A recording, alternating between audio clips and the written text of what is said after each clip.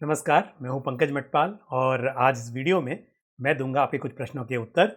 और पहला प्रश्न जो मैं ले रहा हूं ये पूछा है राहुल त्रिपाठी जी ने। राहुल जी, आपने शिकायत की थी कि आपने कई बार सवाल पूछा लेकिन मैंने जवाब नहीं दिया आपको। लेकिन ऐसा कुछ इंटेंशनली नहीं होता है। कई बार बहुत सारे सवाल आते हैं और उन सवालों के बीच में कोई सवाल छूट जाता है, लेकिन कोई बात नहीं। आज मैं आपका सवाल ले रहा हूं और आपने बताया कि आपकी एज है 34 इयर्स की और आपने अपने फाइनेंशियल गोल बहुत अच्छी तरह से डिफाइन किए हैं। 12 साल के बाद आपको ज़रूरत है 50 लाख रुपए की आपके बेटे की एजुकेशन के लिए, और आपसे 16 इयर्स के बाद में दूसरे बेटे की एजुकेशन के लिए 1 करोड़ रुपए चाहिए आपको, और 25 साल के बाद आपको अपने रिटायरमेंट के लिए 6 करोड़ रुपए चाहिए, ऐसा आपने कहा है। और अभी आप 23,000 रुपीज़ पर मंथ की एसआईपी कर रहे हैं। 3,000 रुपीज़ पर मंथ आप पीपीएफ में भी इन्वेस्ट कर रहे हैं, और आपका प्लान है कि 7 से 10% हर साल आप अपनी एसआईपी की राशि को बढ़ाते रहें। और अभी जो टोटल आपका म्यूचुअल फंड का कॉर्पस है, जो वैल्यू है उसकी, वह है 10,23,000 रुपीज़, और पीपीएफ में 2,30,000 रुपीज़ आपके इकट्ठा हो चुके हैं। और स्कीम के नाम आपने बताए हैं: Parag Parikh flexi cap fund में 4,500 per month, HDFC index fund Sensex plan में 3,000 rupees, Motilal Oswal mid cap fund में 4,500 per month, Nasdaq ICICI prudential Nasdaq 100 में 2,500, कैनरा रोबेको इमर्जिंग इक्विटीज में 4,000 पर मंथ, और एक्सिस स्मॉल कैप फंड में 4,500 रुपीज़ पर मंथ की एसआईपी चल रही है। और आप जानना चाहते हैं कि क्या आप अपना गोल अचीव कर पाएंगे। तो देखिए, यदि आप 7% से स्टेप अप करते हैं तो शायद रिटायरमेंट के लिए सफिशिएंट कॉर्पस इकट्ठा ना हो पाए। अब ये डिपेंड करता है कि आपको किस तरह के रिटर्न्स मिलते हैं म्यूचुअल फंड्स पर कैलकुलेट करने के लिए यदि मैं 12% का CAGR यहाँ पर लेकर चलूँ तो फिर ये अमाउंट कम रह जाएगा। और इसके लिए यदि 10% से स्टेप अप करेंगे तो आसानी से आप अपने सारे गोल्स अचीव कर पाएंगे। और वैसे भी समय के साथ पैसे की कीमत कम होती जाती है, तो मेरे हिसाब से आपको 10% से स्टेप अप करना चाहिए, ये बेहतर रहेगा। जहाँ तक स्कीम्स का सवाल है, तो सभी स्कीम्स अच्छी हैं आपके पोर्टफोलियो में, और आपका एलोकेशन भी ठीक है, तो आपको कोई बदलाव की ज़रूरत इस वक्त नहीं है। आप इन्हीं स्कीम में अमाउंट को बढ़ा सकते हैं। अगला सवाल जो मैं ले रहा हूँ ये पूछा है अनिकेत ने। अनिकेत जी, आपने कहा है कि मार्केट ऊपर है, तो क्या अभी एसबीआई हाइब्रिड फंड में इन्वेस्ट कर सकते हैं? और आपने सवाल पूछा है कंजर्वेटिव हाइब्रिड फंड के वीडियो पर। तो आपका सवाल कंजर्वेटिव हाइब्रिड फंड को लेकर है। देखिए, अगर आपका नज़रिया कुछ 2-3 साल का है और आप ज़्यादा जोखिम नहीं लेना चाहते, तो ऐसे में कंजर्वेटिव हाइब्रिड फंड में आप इन्वेस्ट कर सकते हैं। लेकिन यदि लंबी अवधि के लिए आप निवेश करना चाहते हैं तो ऐसे में अग्रेसिव हाइब्रिड फंड या फिर डायनेमिक एसेट एलोकेशन फंड, इस तरह के हाइब्रिड फंड्स आपके लिए बेहतर रहेंगे। बढ़ते हैं आगे और लेते हैं अगला सवाल जो पूछा है रणवीर सिंह ने। रणवीर जी, आपने कहा है कि 5 लाख रुपए आपको इन्वेस्ट करने हैं अगले 5 साल के लिए।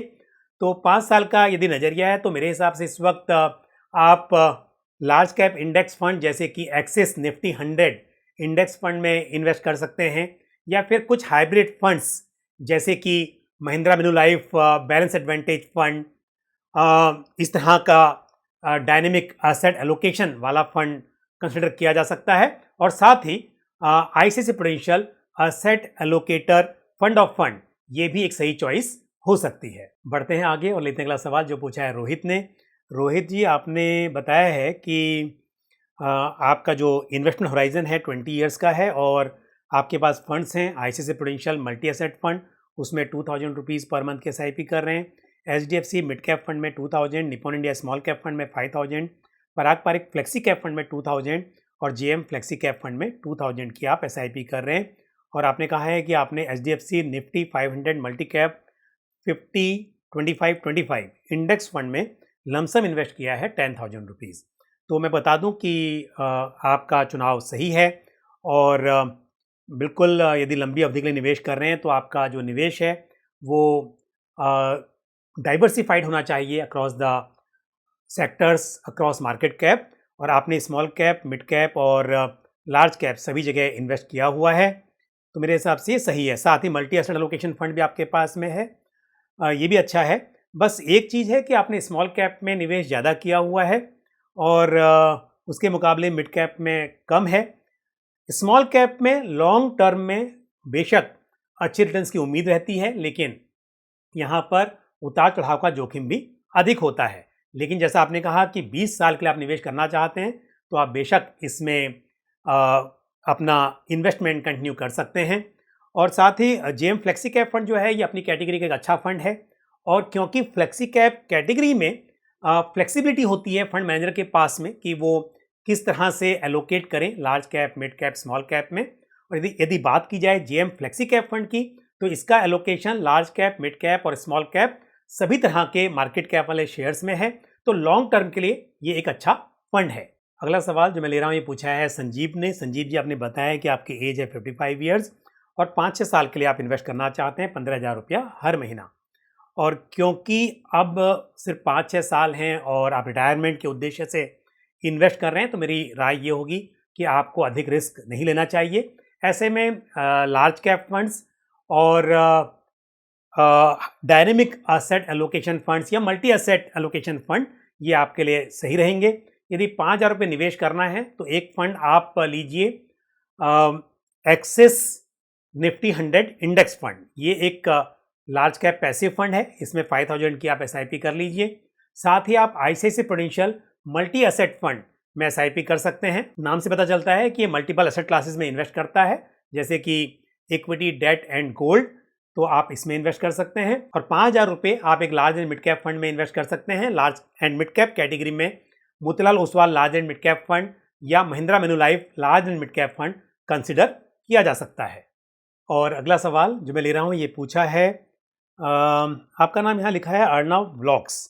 ओके, तो आपने अपना पोर्टफोलियो शेयर किया है पराग पारिक फ्लेक्सी कैप फंड, जिसमें आपने इन्वेस्ट किया है 2,500 रुपीज़। शायद आप एसआईपी कर रहे होंगे। हाँ, आपने लिखा है कि 10,000 पर मंथ 12 साल के लिए, तो एसआईपी कर रहे हैं आप पराग पारिक फ्लेक्सी कैप फंड में। Motilal Oswal mid cap fund में 2,500, एचडीएफसी मिड कैप फंड में 2,500 और साथ ही Nippon India small cap fund में 2,500 रुपीज़। तो 4 स्कीम हैं और तो 4 स्कीम में हाँ 10,000 रुपये। और large cap, mid cap, small cap, large cap यानी पराग पारिक फ्लेक्सी कैप फंड के जरिए आपका निवेश लार्ज कैप में हो रहा है, तो मेरे हिसाब से बहुत बढ़िया पोर्टफोलियो है आपका। और क्योंकि आपके निवेश की अवधि भी 12 साल की है, तो मेरे हिसाब से ये सही है। आप इन स्कीम में अपना निवेश कंटिन्यू कर सकते हैं। एक राय है कि आपने शुरुआत 12,000 से की है, लेकिन आप 12,000 पर ही ना रुकें, हर साल इस एसआईपी अमाउंट को बढ़ाते रहें अपनी इनकम के हिसाब से। जैसे भी आपकी इनकम बढ़ती है उसी हिसाब से आपको इसे बढ़ाते रहना चाहिए, ताकि आप अच्छी राशि इकट्ठा कर सकें। अब लेते हैं आज का आखिरी सवाल जो पूछा है राजन राज ने, और आपने बताया कि आपने लमसम इन्वेस्टमेंट किया हुआ है 30,000 एचडीएफसी मैन्युफैक्चरिंग फंड में और 25,000 rupees Motilal Oswal Nifty India defence index fund में, साथ ही 25,000 rupees Mahindra Manulife small cap fund में और 30,000 rupees Motilal Oswal mid cap fund में और 20,000 rupees Kotak BSC PSU fund में। देखिए, आपने थीमेटिक और सेक्टरल फंड में काफ़ी इन्वेस्ट किया हुआ है। हालांकि हो सकता है कि आपको अच्छा प्रॉफिट भी हुआ होगा, लेकिन ध्यान रहे कि थीमेटिक और सेक्टरल फंड में आपको कब इन्वेस्ट करना है, कब शुरुआत करनी है, यानी कि कब एंटर करना है, कब एग्जिट करना है, ये बात पता होनी चाहिए। तो फिलहाल के लिए ये सब ठीक है, लेकिन डिफेंस और पीएसयू में हमने काफ़ी अच्छी तेज़ी देख ली है और अब थोड़ा सा यहाँ पर आप जो रफ्तार है उसे कम होता हुआ देख सकते हैं। तो जब आप निवेश करते हैं तो आइडियली आपके पोर्टफोलियो में ज़्यादा निवेश डाइवर्सिफाइड फंड्स में होना चाहिए और थोड़ा निवेश आप थीमेटिक और सेक्टरल फंड में कर सकते हैं। तो ऐसे में आपके पास 2 डाइवर्सिफाइड फंड्स हैं, एक है Motilal Oswal mid cap fund और दूसरा है Mahindra Manulife small cap fund. तो इन 2 फंड्स में आप लंबे नजरिए के साथ इन्वेस्टेड रह सकते हैं। और एचडीएफसी मैन्युफैक्चरिंग फंड हालांकि एक थीमेटिक फंड है, लेकिन ये थीम भी एक लॉन्ग टर्म थीम मानी जा सकती है, इसमें भी आप इन्वेस्टेड रहें। लेकिन डिफेंस और पीएसयू फंड में यदि आप यहाँ से एग्जिट करें तो भी कोई नुकसान नहीं है, अदरवाइज कुछ समय तक और आप यहाँ पर इन्वेस्टेड रह सकते हैं, लेकिन आपको एक समय के बाद इन थीम से एग्जिट करना होगा। और 6,000 रुपीज़ की आप अभी SIP शुरू करना चाहते हैं, उसके लिए मेरा सुझाव है कि आपके पास ऑलरेडी एक मिड कैप फंड है, Motilal Oswal mid cap fund, उसमें आप 3,000 रुपीज़ की SIP शुरू करें और एडिशनल 3,000 रुपीज़ की SIP आप एक फ्लेक्सी कैप फंड में कर सकते हैं। और फ्लेक्सी कैप फंड के लिए मेरे हिसाब से आप Nippon India flexi cap fund या ICICI prudential flexi cap fund को चुन सकते हैं। तो आज मैंने इस वीडियो में आपके कुछ प्रश्नों के उत्तर दिए। मुझे उम्मीद है ये जानकारी आपको पसंद आई होगी। आपका कोई भी सवाल या सुझाव हो तो आप इसी तरह से कमेंट बॉक्स में पोस्ट करते रहें। और आज के लिए बस इतना ही, मुझे दीजिए इजाज़त।